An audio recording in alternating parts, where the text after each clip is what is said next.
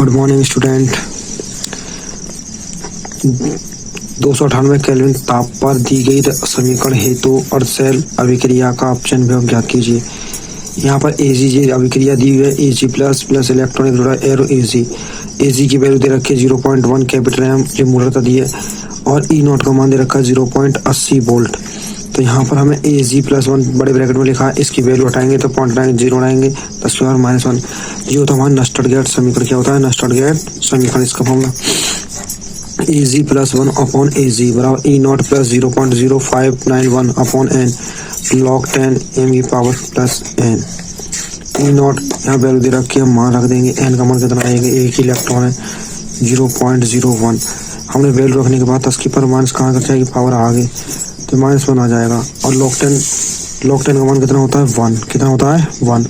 इसको मल्टीप्लाई करें तो वही संख्या घटाएंगे तो कितना आ जाएगा? 0.741। यही वैल्यू आएगी। स्टूडेंट अब अगला सवाल देखिए। 298 केल्विन ताप पर दी गई समीकरण हेतु अर्धशैल अभिक्रिया का अपचयन विभव ज्ञात कीजिए। देखो ऊपर वाली सेल में ये भी मैंने लिख दिया है log m की पावर n log m, मतलब यहाँ log 10 की पावर 10 बराबर 1, log 100 log 10 का मान 1, log 100 का मान 2, जितनी जीरो उतना मान। सबसे सिंपल तरीका याद रखने का। अब ये दूसरा सवाल है, सेम टू सेम है। 298 केल्विन ताप पर दी गई समीकरण हेतु अर्धशैल अभिक्रिया का अपचयन विभव परिकलित कीजिए। यहाँ पर Mg प्लस 2 प्लस 2 इलेक्ट्रॉन दे रखे हैं, तो जिससे हमें ध्यान रखें Mg प्लस 1, और यहाँ Mg भी दे रखे 0.01, और यहाँ ई नॉट बराबर 0.098 वोल्ट दे रखा है। इसके बाद हम क्या करेंगे? Mg प्लस 2 और यहाँ दे रखा 0 पॉइंट हटाएंगे पहले की तरह ही 100 आ जाएगा। ऊपर होने कितनी 10 की पावर -2 m। अब यहाँ पे पहले Ag था, अब क्या आ गया? Mg plus 2। लेकिन ध्यान रखना यहाँ Mg प्लस 2, यहाँ Mg नहीं आएगा, प्लस नहीं आएगा। इस पर हम वैल्यू रखेंगे ई नॉट। वही पहले वाला ही प्रोसेस है। Mg की वैल्यू रखेंगे 10 की पावर माइनस कितना 2। अब ये n का 2 इलेक्ट्रॉन थे अधिकतम, इसलिए n का मान कितने रखेंगे 2, और पावर कितना कट जाएगी आगे 2 थे 2 एकम 2 कट जाएगा आगे। log 10 का एक -1 घटाएंगे तो वही वैल्यू आ जाएगी पहले की तरह। अब EMF निकालेंगे। EMF के लिए जब ये फॉर्मूला यूज कब करेंगे? जब हम E naught minus 0.n upon oxidation और प्रोडक्शन, इसका मतलब ऑक्सीजन बट्टे ऑप्शन, ये भी फॉर्मूले हम यूज करेंगे आगे। ध्यान रखिए स्टूडेंट। अब अगला सवाल है, अगर आपको कोई भी दिक्कत हो तो कमेंट करें इस पे। अब निम्नलिखित अभिक्रिया वाले सेल को निरूपित कीजिए। Mg2Ag 0.00 capital M arrow Mg plus 2 0.130 capital M plus AgS। इसके सेल का परिकलन कीजिए। इसके सेल का परिकलन कीजिए। यदि ई नॉट बराबर दे रखा है कितना 3.1, ये वैल्यू दे रखी है, आपको इसको समझना होगा। 3.17 वोल्ट हो तो क्या हो? 3.17 वोल्ट हो तो यहाँ पर भी वही सवाल है पहले की तरह ही। अब मैं आपको अगले सवाल इस सवाल को समझाता हूँ, इसके बाद फिर अगले सवाल को। Mg प्लस 2 यहाँ अगर जुड़ रहा है Mg एरो Mg प्लस 2, हमने 2 इलेक्ट्रॉन के जोड़ेंगे क्योंकि यहाँ प्लस के 2 दे रखे, इसलिए 2 इलेक्ट्रॉन जोड़ दिए, ऑक्सीजन हो जाएगा। अगला है Ag, यहाँ पर क्या करेंगे हम?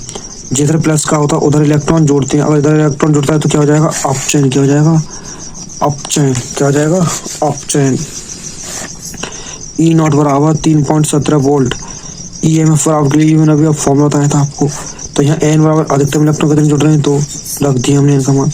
ऑक्सीजन पर Mg प्लस 2, इसका कितना Ag, दोनों की वैल्यू रख देंगे, काट पीट गुणा भाग करेंगे तो कितनी आ जाएगी? 7.111329।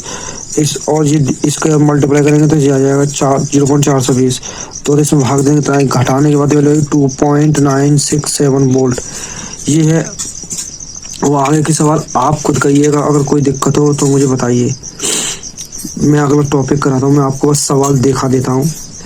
इसी तरह से इन सवालों को भी कीजिए। अगर दिक्कत आती है तो बताना मुझ पर। ये भी सेम टू सेम सवाल है भाई, कैलकुलेशन भी कर रखी है मैंने।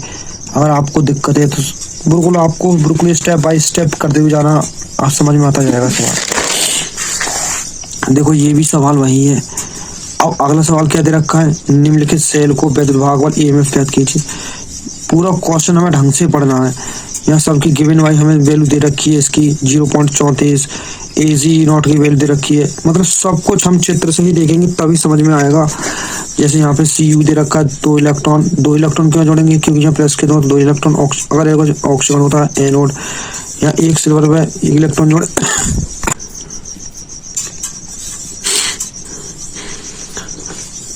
ई कैथोड माइनस ई एनोड।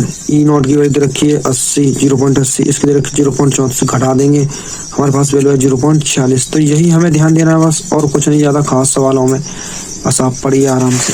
अगले सवाल भी मैं आपको स्क्रीन करके दिखा देता हूँ, कोशिश कीजिए। अगर नहीं आते हैं सवाल तो आप मुझको कमेंट में बताएं। बिल्कुल वही शॉर्ट सवाल है, 100% आने हैं बोर्ड में, यूपी बोर्ड में 100%। मैं आपके लिए आप थ्योरी पढ़ाता हूँ कुछ। ये कह रहा है विद्युत रासायनिक श्रेणी, वह श्रेणी जिसमें धातु एवं अधातुओं को उनके मानक इलेक्ट्रोड विभव के आधार पर बढ़ते हुए क्रम में रखा गया है, उसे हम विद्युत रासायनिक श्रेणी कहते हैं। क्या कहते हैं, विद्युत रासायनिक श्रेणी। इसमें हमें धातुओं का क्रम रखना है, बस याद क्या रखना है, हमें धातुओं का क्रम याद रखना है बस, जिसके कारण हमें सब कुछ स्पष्ट दिखाई देगा। देखिए अब जैसे ये तत्व है, मैंने तत्वों के नाम भी लिख दिए, लिथियम वगैरह सारी चीजें जो भी हैं, आप ध्यान से पढ़िए। उसकी ट्रिक है याद करने की, लेके बारात श्री काना मजे से आना, मजे से आला मन जो करे फेंक दे, कोई निकाल सब पैसे। और दूसरी ट्रिक आती है इसमें छापा। क्या आती है, छापा। जैसे इसकी स्पेलिंग बन रही है, लेकिन नाम दे रखे, जो तत्व ऊपर होगा वो विद्युत उतना ही रेडी होगा। अब याद करने की ट्रिक मैंने एक और बार यहाँ लिख दी, आपको अच्छी लगेगी और आसानी से भी समझ में आएगी, ध्यान से पढ़िए। अधातुओं की ट्रिक दे रखी है मैंने, अधातुओं की विद्युत रासायनिक श्रेणी, Indian board security force. Trick है इसकी कि इंडियन बोर्ड सिक्योरिटी फोर्स, जिसके द्वारा हम याद रख सकते हैं। विद्युत रासायनिक श्रेणी की विशेषताएं, विद्युत रासायनिक श्रेणी में ऑक्सीकरण विभव तथा अपचयन विभव के संख्यात्मक मान बराबर होते हैं। चिन्ह जैसे मैंने क्या बताया था, एरो के बाद इलेक्ट्रॉन जुड़ता है तो ऑक्सीकरण होगा, एरो से पहले जुड़ता है तो इलेक्ट्रॉन अपचयन होगा। तो यहाँ पर देखा इसकी प्लस पॉजिटिव है संख्या, तो दोनों सेम टू सेम है, तो इसीलिए हम क्या कहेंगे, एक तो ऑक्सीकरण विभव होगा, एक अपचयन विभव होगा। तो ऑक्सीकरण होगा जहाँ एरो के बाद इलेक्ट्रॉन जुड़ते हैं। अब है हाइड्रोजन। अब दूसरा पॉइंट है, हाइड्रोजन से ऊपर की धातु में प्रबल अपचायक, हाइड्रोजन से ऊपर की धातु में प्रबल अपचायक या दुर्बल ऑक्सीकारक, और हाइड्रोजन से नीचे की धातुएं दुर्बल अपचायक या प्रबल ऑक्सीकारक होती हैं। जैसे यहाँ क्वेश्चन देखा, AmGCuN सबसे प्रबल अपचायक और Na सबसे प्रबल अपचायक। इन सब में पूछा क्वेश्चन कौन सा, तो इसलिए Na सबसे प्रबल अपचायक है। अब विद्युत श्रेणी में अपचायक क्षमता को ऊपर से नीचे के आने पर घटती है। हमें तत्व दे रखे इनके, एल्यूमिनियम Mg वगैरह, तो इनका घटता हुआ क्रम इस तरह से नीचे के आएंगे, तो ये घटता हुआ, ये क्या हुआ, घटता है।